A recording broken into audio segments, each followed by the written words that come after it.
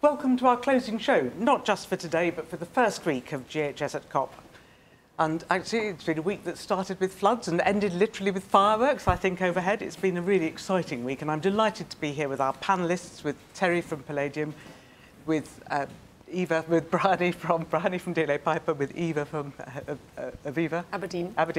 I'm doing so well. And Rhian-Mari from the Green Finance Institute. I wouldn't have forgiven you if you got that wrong, no, Catherine. Absolutely not. Look, it's a great moment to take a pause and just reflect on this week of announcements and discussions. And we've really seen momentum building, I think, over this week. And we've really seen finance come to the absolute fore as part of the answer. And I just wonder, from each of you, which of the announcements this week have felt as if a major barrier has been removed when it comes to mobilising capital towards net zero? Terry, what do you think? I think for me, the deforestation announcements, I think that was very exciting. And I think what stood out about this COP has basically been two things. One has been the involvement of private finance and coming to the fore, but also nature much more to the fore, and forests as part of that. We think very much that's the way to go, and so that's been a key feature. Great, thank you. Bryony.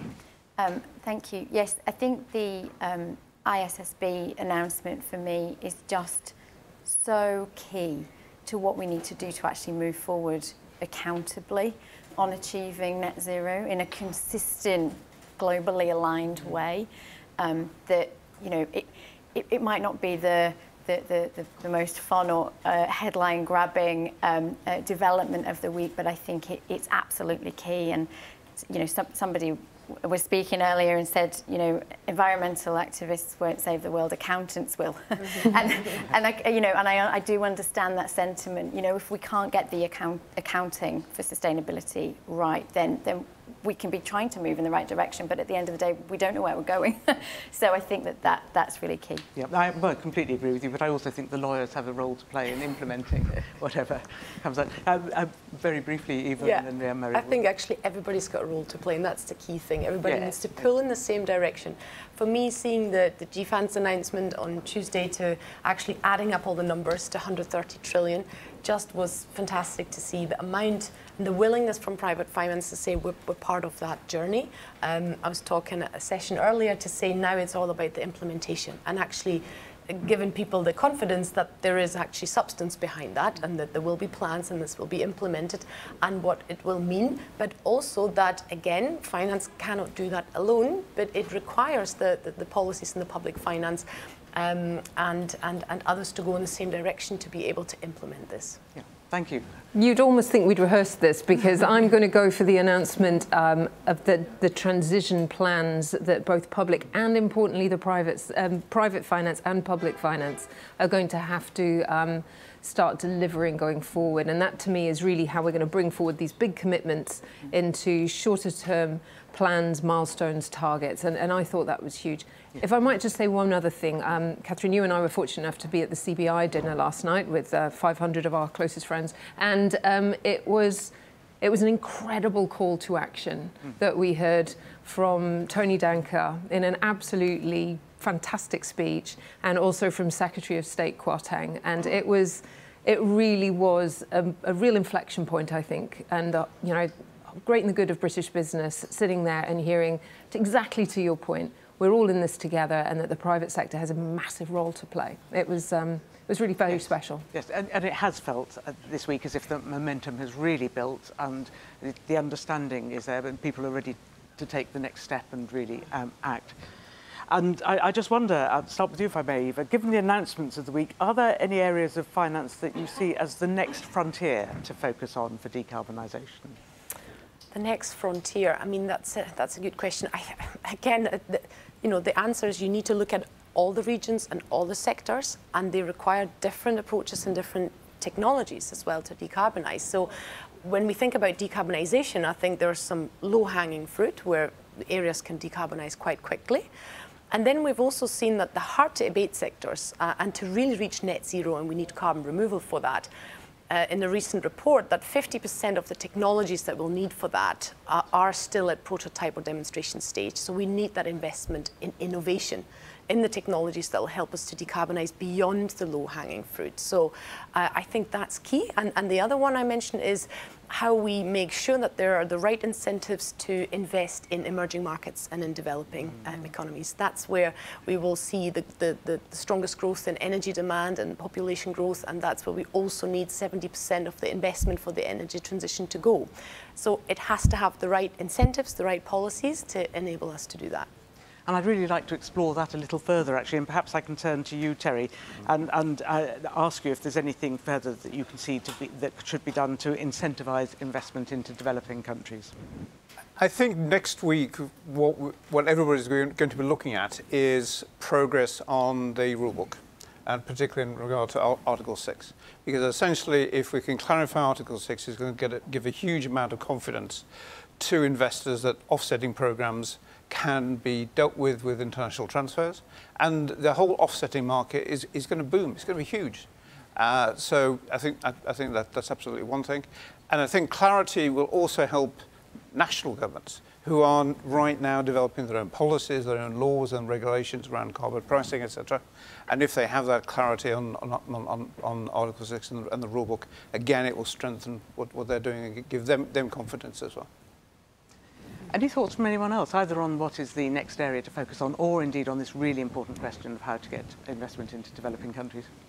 I mean, I'd like to bring in to make sure that we definitely mention this connection between biodiversity and nature and the transition. So, you know, I think that at the moment we're much further developed in terms of climate-related financial disclosure, in terms of, you know, measuring consequences of our actions, etc., in the context of climate. So measurement is much further forward.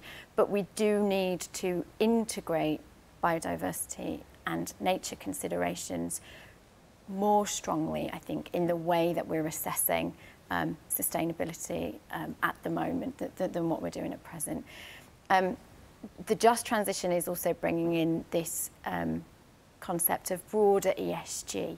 So one of the things that we were talking about on a panel, or DLA Piper was talking, it wasn't me, but DLA Piper was talking about a panel earlier this week, was this potential move in the risk and dispute space from greenwashing to ESG washing.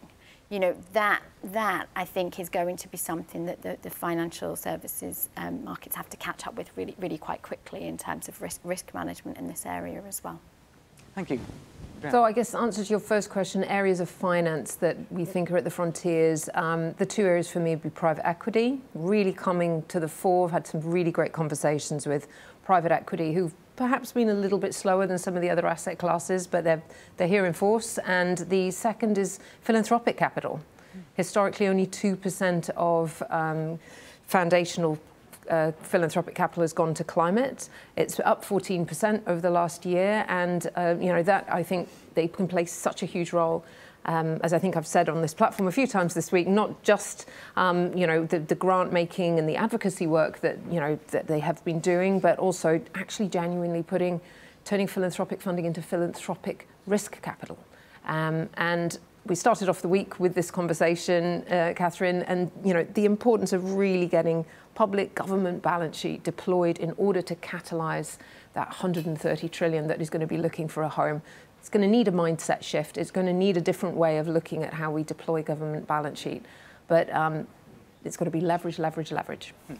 If I could just add to that, I think that is another key theme that I've seen, is this development of new funding models in the public-private partnership space at scale is really needed. And you know, we do have some de-risking, you know, ways of, you know, guarantees or perhaps other types of first loss type structuring that we can do to de-risk projects. But it goes back to the point about getting capital to move into developing markets in the way that's needed. We've got to work on really flexible, dynamic structures for that public-private money to be able to come together and join in to create the right risk scenarios for that capital to all flow into the places where we need it to go. So that is definitely another frontier. Yeah, fully agree with you. Yeah.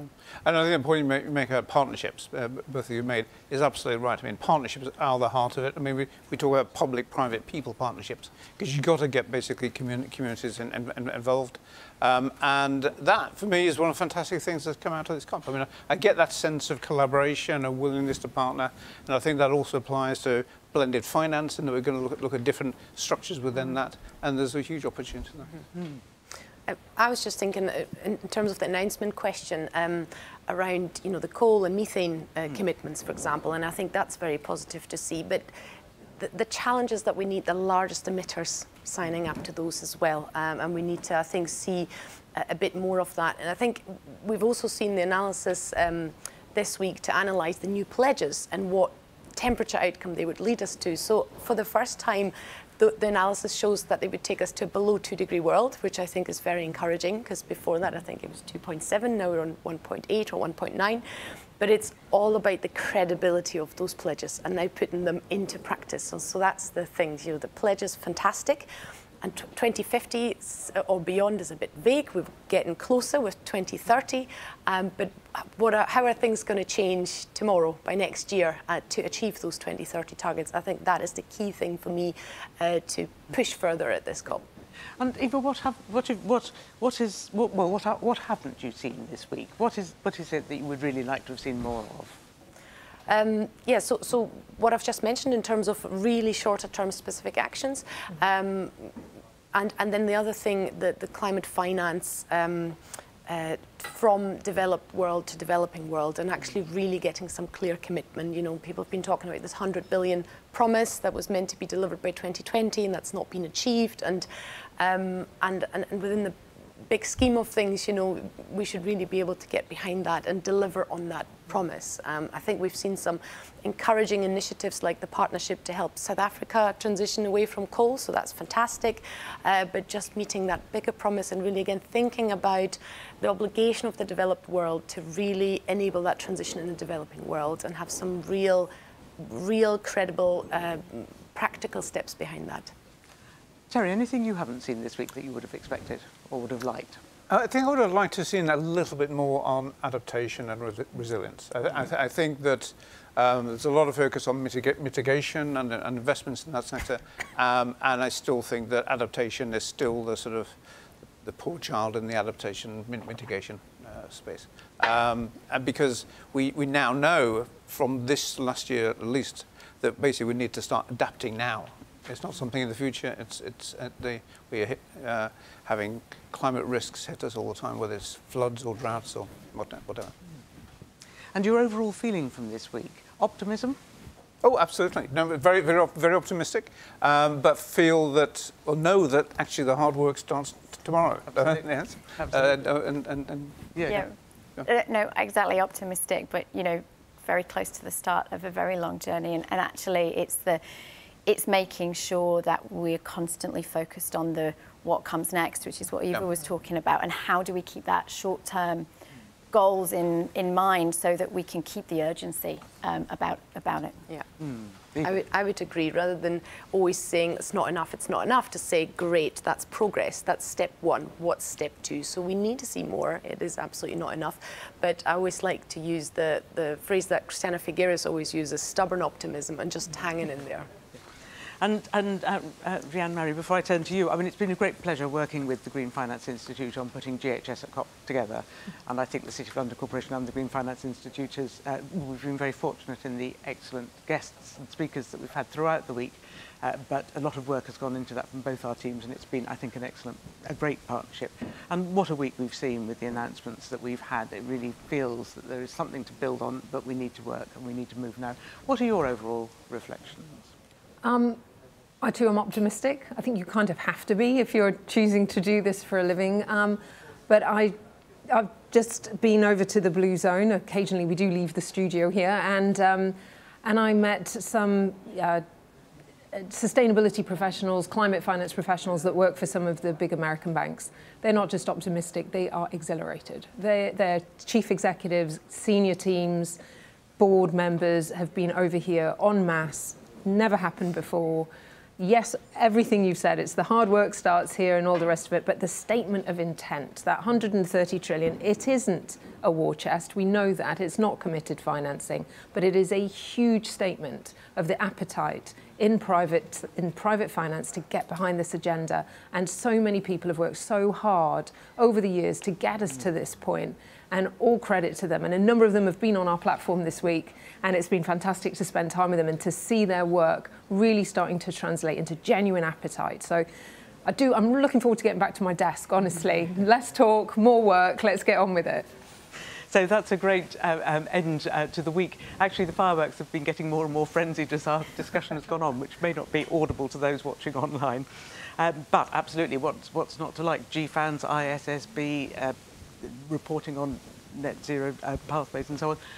Let's just hope that the next week is as productive. And we will be back next Thursday to discuss how we in the financial and professional services community are working to decarbonise cities, the built environment and transport.